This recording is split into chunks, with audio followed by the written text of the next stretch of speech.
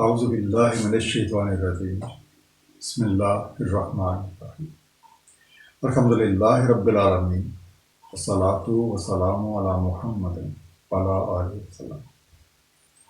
Friends, I am Inam Rahman, and today we will inshallah start with our sessions for learning the Holy Quran in neutral way.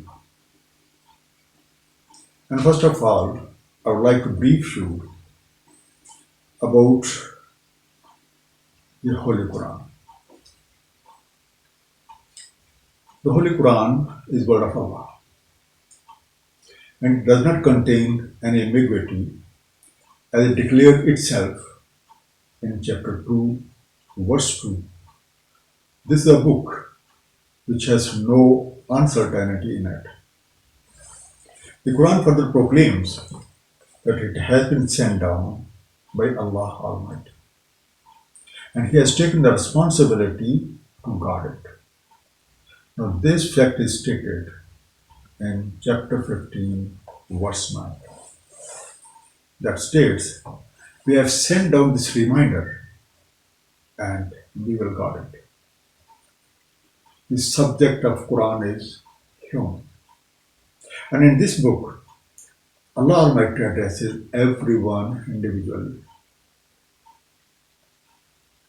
The pondering upon this dialogue between Allah and His servant means to understand the message correctly, act upon the message, and submerge in His gratitude. This book can be considered as an operating manual which has been provided by our Creator. It has been revealed in Arabic. And interestingly, the word Arabic means eloquent and wide-ranging. The substance which has been presented in the Holy Quran can be divided into three categories. And the first category is Sharia. Now, this contains orders and instructions for routine life. The second part we can call history. At least I don't find any better word than this. And it contains mention of the prophets, messengers, and various nations as an examples from the past. And third part is marked the least understood category of the Quran. It has the concept of heaven, hell, awards, rewards, and creationary formulas. Now let's have a look at the layout of Quranic text. The Holy Quran comprises 114 surahs, which we can call chapters. And these chapters are divided into 30 parts, commonly known as sipara. In literal sense, surah means a fence, and it implies a chapter that encircles some ayahs or verses. Now, each surah comprises one or more than one ruku. You can call ruku as subpart or paragraph. Now, each ruku has one or more than one ayahs. Ayah words may comprise one or more than one words. Ayah can be termed as a sentence. Now, there are more than 6,200 ayahs in the Holy Quran. It uses punctuation marks known as Ramuz Okaf, the codes of timings, to ensure its reading with correct pronunciation and pauses. So let's have a look on the commentary methods which are being used to understand the Holy Quran. Now, this is what I could find. The first method, by the help of grammar, syntax, dictionaries, and linguistic tools. Now, this is the widely used method as most of the translations are based upon this technique. The second method is by the knowledge of revelation order, so as to know the context. Now, this is less common as compared to the first one, as it needs some degree of research in addition to use of above tools. The third method is by the help of root words. Now, this is rarely used as it requires extensive research and fair degree of understanding of Arabic language. And the fourth method, this is a method which has been used by the Quran to explain itself, and that is by repeating a thing from diverse angles. This method is called tasrif, very rarely known and very rarely practiced.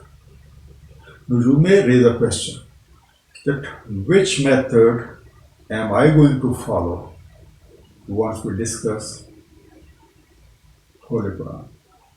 The answer is a combination of method 3 and 4. Now in the Holy Quran, Allah Almighty has declared in chapter 54 repeatedly, and certainly we have made the Quran easy for remembrance. So is there anyone who will remember?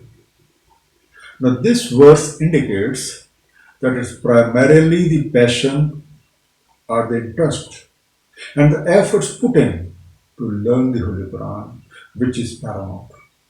The meaning all things are helping tools to understand it.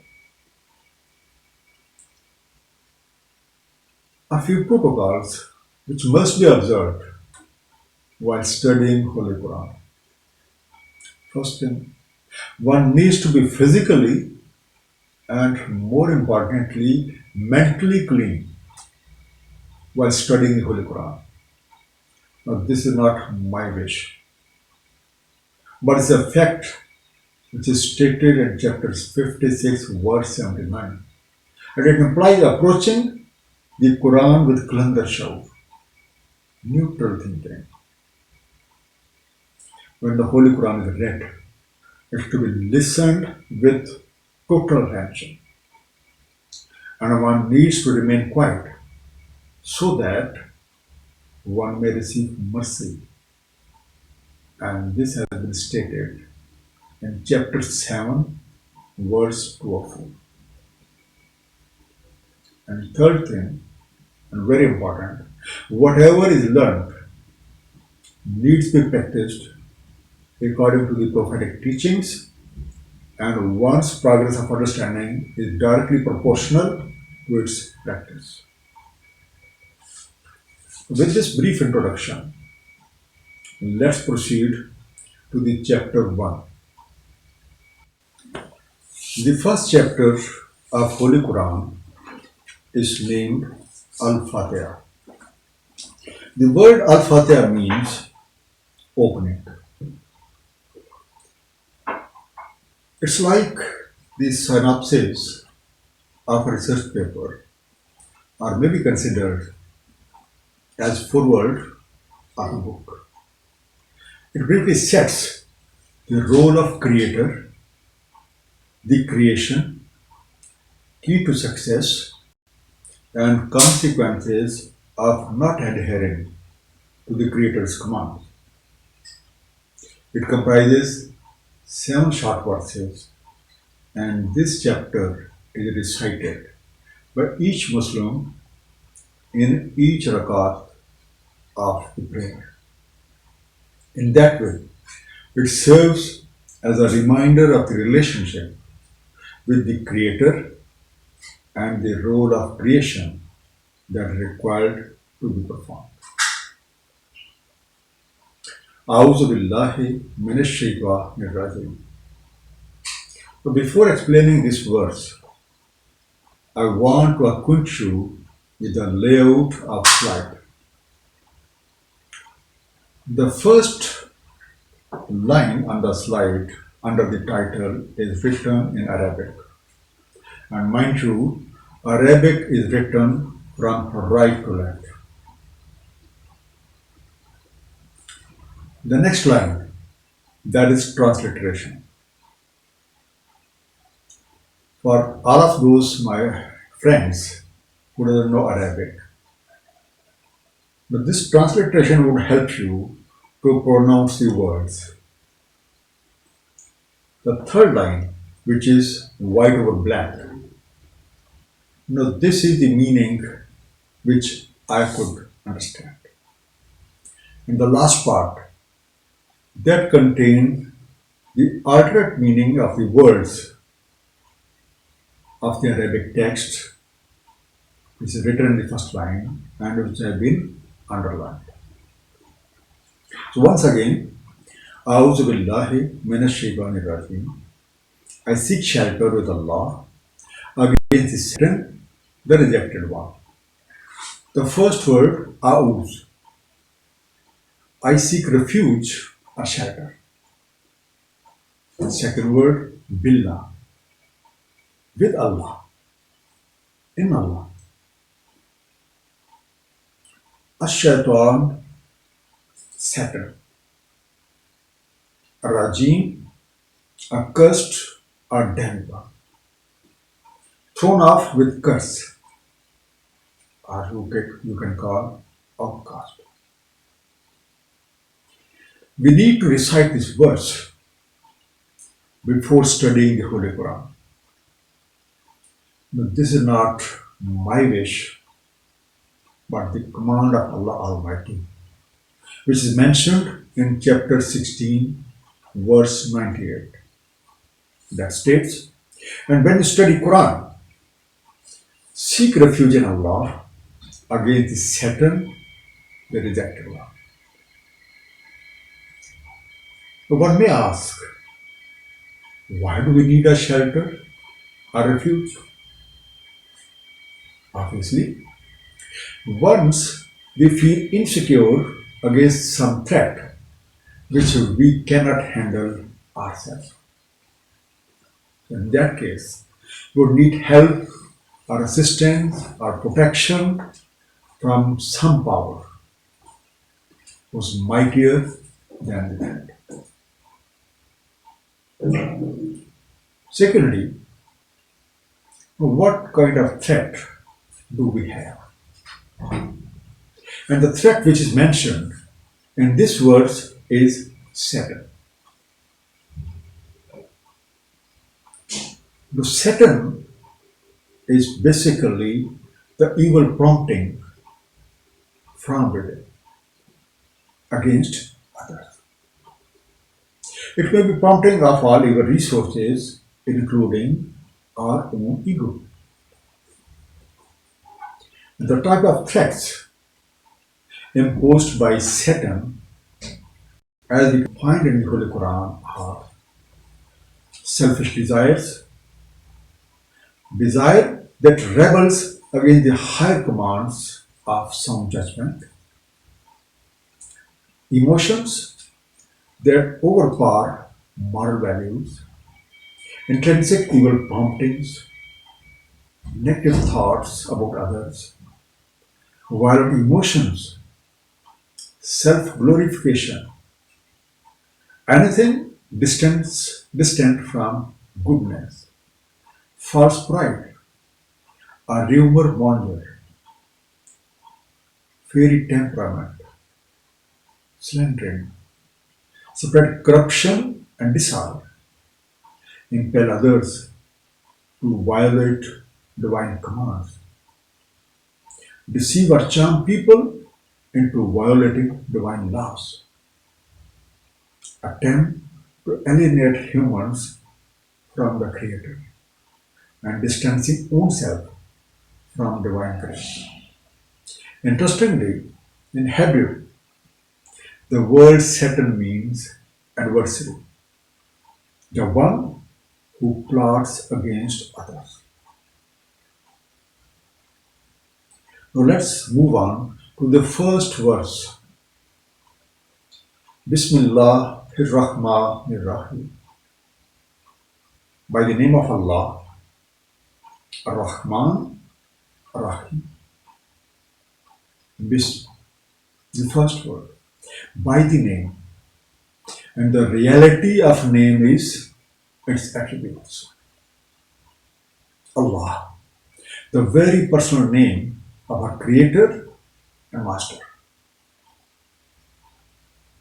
Ar-Rahman, one with womb, and womb implies creation, love, affection, kindness, mercy, etc. Rahim, the one who practices womb.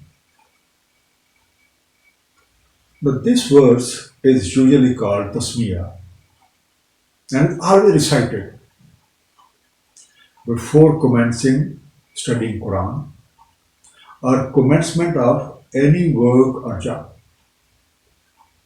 It appears before start of each chapter of the Holy Quran except chapter 9. However, it appears at the beginning and within the text of one of the chapters, that is chapter 27, so a total of 114, which is the same number as the number of chapters of the Holy Quran. So it has been the practice of prophets to write it before starting the letters, as we find in chapter 27, verse 30, which states, "It is from Solomon, and it says, with the glorious name of Allah, the Ar-Rahman, Ar-Rahim." Our beloved Prophet Sallallahu Alaihi Wasallam always wrote this verse before commencing any letter sent to the heads of different states, and he has taught us to recite it before commencing any work. The reciting of this verse before studying Holy Quran or to commence any work has an important point,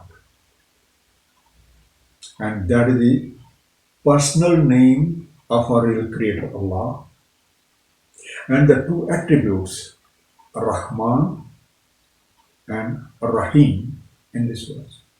So first, let's talk about the name Allah. This is the name which our Creator has used to introduce Himself, as mentioned in chapter 20, verse 14. "Surely I am Allah, there is no deity but me. Therefore, serve me alone and establish Salah for my remembrance."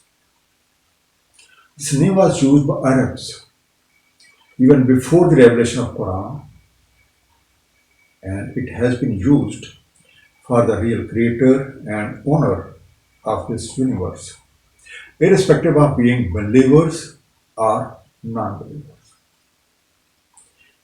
The Holy Quran has mentioned this fact in chapter 29, verse 61 and 63. The verse 61 states, "And if you ask them, who has created the heavens and earth and subjected the sun and moon, they will answer, Allah. How are they lost in the wilderness of thoughts?"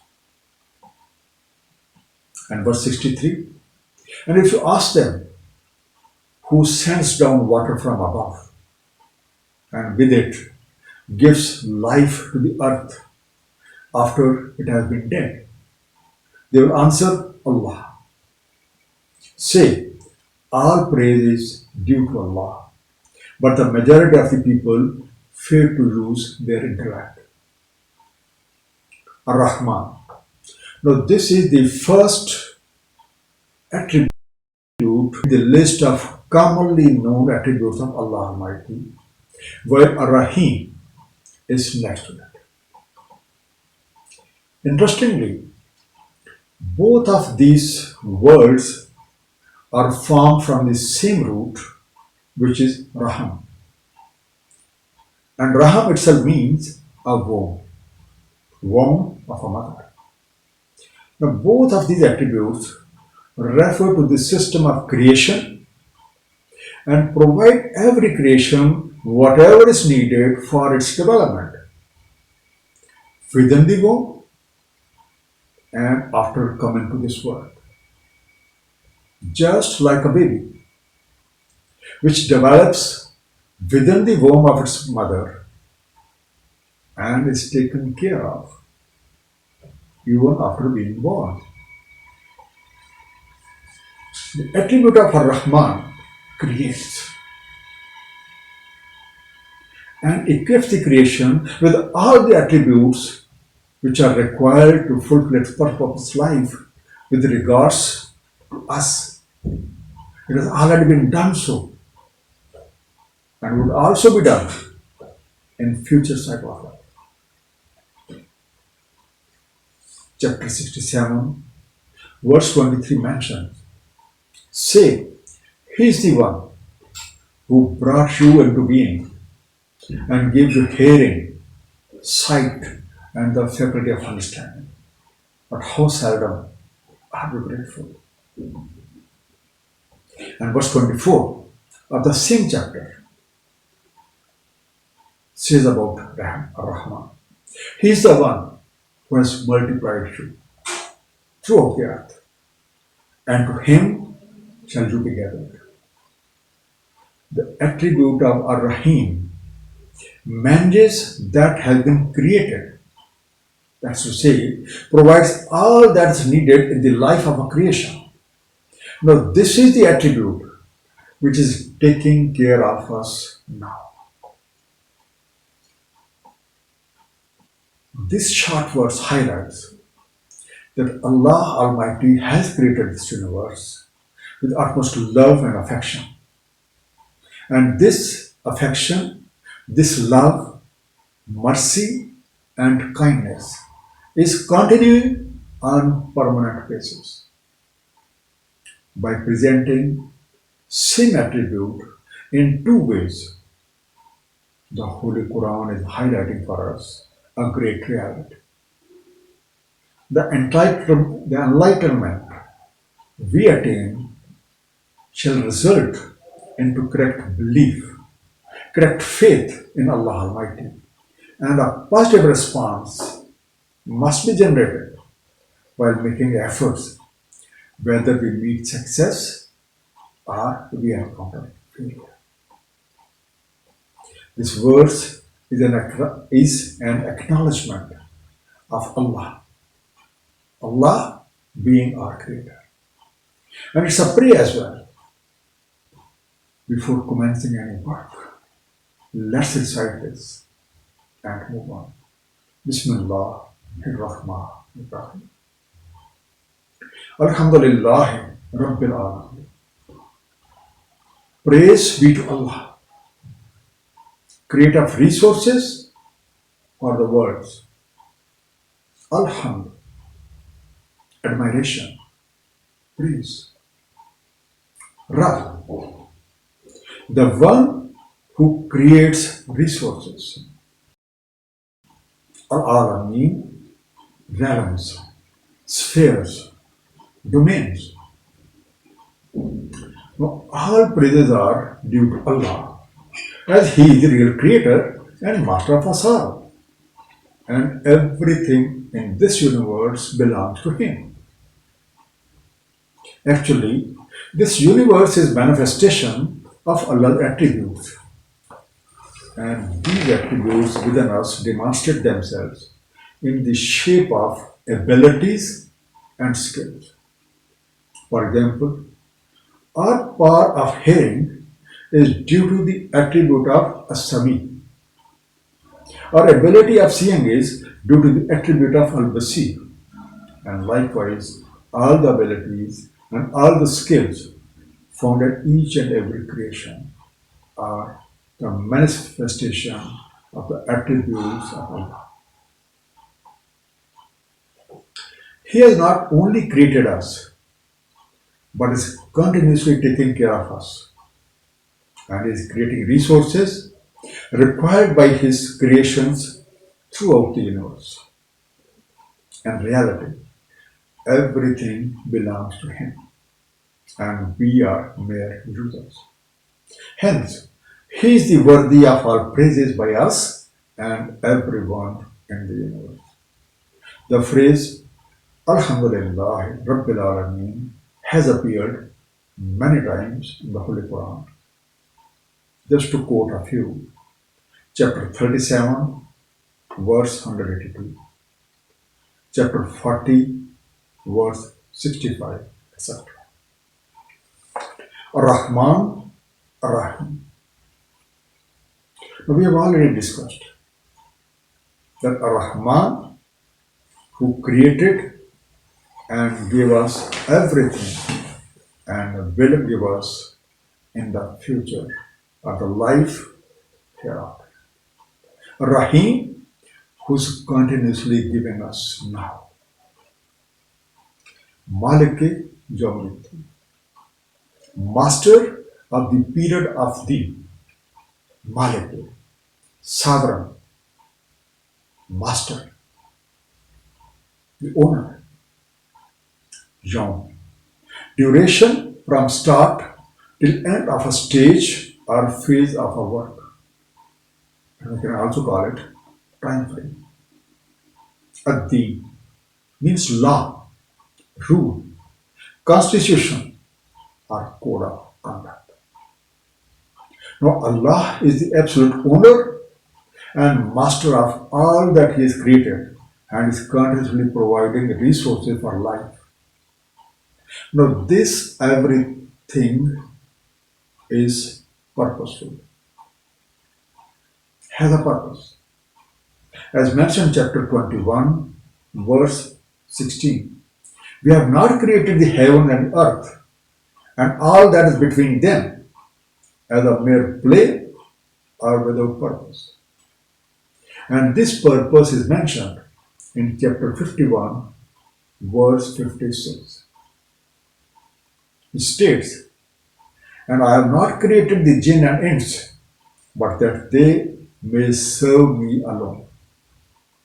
So, everyone is answerable for his deeds. And at that time, all decisions are made in accordance with the divine rules and regulations. Elaboration of this phrase, Yawmiddin, is given in chapter 82, verse 17, 18, and 19. And that states, what do you know of Yawmiddin? Then what do you know of Yawmiddin? It's a time when no one shall have the power to do anything for another, and all commands shall be Allah's. Iyaka nabudu wa iyaka nasta'in. You alone we serve, and you alone we ask for help. Iyaka, you alone. Nabudu, we serve and slave. Generally, the word nabudu is translated as worship, but we will discuss about it. Nasta'in, we seek help. Now, after mention of creation, provision of all kind of abilities, continuous supply of resources, and that everything has a purpose, and everyone would be held answerable for his deeds according to the divine law. Now, it's our turn to respond. We, now this is a plural, we proclaim that we would only serve Allah Almighty, and in case we need any help, we would seek it from Him, as He has all the powers. But we can say that all parts belong to Him. Now, when we ponder on the word nabudu, This general meaning worship. It means that worshipping anyone else besides Allah is worshipping idols, and that's not a correct practice. Chapter 20, verse 40 mentions the reality of this practice. Those whom you worship and obey besides Him are but names that you have fabricated, you and your forefathers. Allah has revealed no authenticity for them. All rulings belong to Allah alone, and there is no judge but He. He has commanded that you serve none but Him. This is the firm deen. But most of the people are not aware of this fact. However, a deeper look on this world Nabudu highlights interesting realities about the purpose of our life. Its root is abad. Abad in literal sense means a slave. And slave is required to have two major qualities.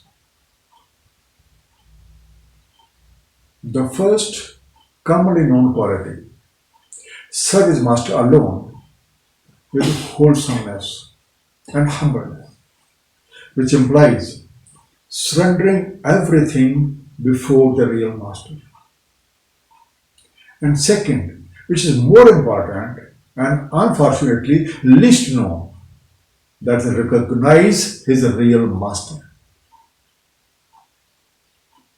The best way to serve Allah is to serve His creation. Ihdina Sirat al-Mustaqim, guide us to the path of persistence. Ihdina, guide us. As-Sirat, a path or way formed by walking of people. Al-Mustaqim, of persistence. Now, to become a good servant or achieve our purpose of life, we need guidance from our Master and the Creator so that we can follow that persistently in order to succeed. In this verse, we make request for Sirate Mustaqim, the last two words. A path which once followed persistently would lead us to our correct destination.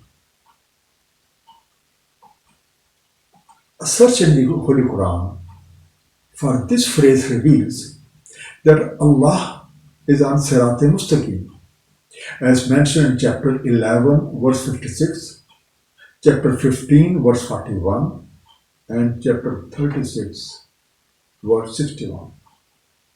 And secondly, that our beloved Prophet Sallallahu Alaihi Wasallam is on this path and leading the people to this path. This fact is mentioned in chapter 23, verse 73, chapter 36, verse 3 and 4, chapter 42, verse 52, and chapter 43, verse 43. Quran has explained this verse many a times. For example, chapter 36, verse 61. And serve me alone. This is Sirat al-Mustaqim. In simple words, Sirat al-Mustaqim means to obey Allah, the way of Prophet Muhammad sallallahu alaihi wasallam. Sirat al-Lazina an'amta alayhim, ghayr maghzubi alayhim, waladdallin. The path of those to whom you have blessed, not of those who evoked anger, and not who are an'amta. You prized, you bestowed favor, you valued. Maghzub, proven guilty and seized by law due to their misdeeds, or they earn anger. Azwali, wandering astray in error of target. Now in this verse, we are requesting Allah to give us guidance about a specific path, the one which is followed by Ananta, the blessed ones. And we find mention about the blessed ones in chapter 4, verse 69, that states, and whoever obeys Allah and the Messenger. So, those believe with the ones upon whom Allah has bestowed favor of the prophets, Anbiya, of Siddiqeen, the steadfast affirmers of the truth, Shuhada, the witnesses, and Salihin, the righteous. And excellent are these as companions. So we also submit that path shall not be of those people who have evoked anger, where Maksud is correct. The people who have proven guilty and have earned the bitter consequences of their misdeeds according to the divine law. And we also request that path shall not be of those who are in error or wandering here and there. This verse also gives an information that there are three categories of people found in our societies: blessed ones, undergoing sentence, and those not on the right path and are wandering in search of that. Now, a brief summary of chapter 1, which we have just concluded. Allah Almighty is the only praiseworthy, as He is the creator and owner of everything and providing resources to each of His creations. The most significant attribute of Allah is creation and the systems associated with it for its management. Everything has a role and everything has a purpose. And at the end of prescribed term, each one would be held accountable for its deeds. We proclaim for abdiyat of Allah alone. And in this trial, we seek help from Him alone. We request for Sirat Mustaqim, which is the prophetic way, in order to succeed. Sadaqallahu al-Aliyyul Azim. Sallallahu ta'ala ala habibi Muhammadin wa alihi wa sallam.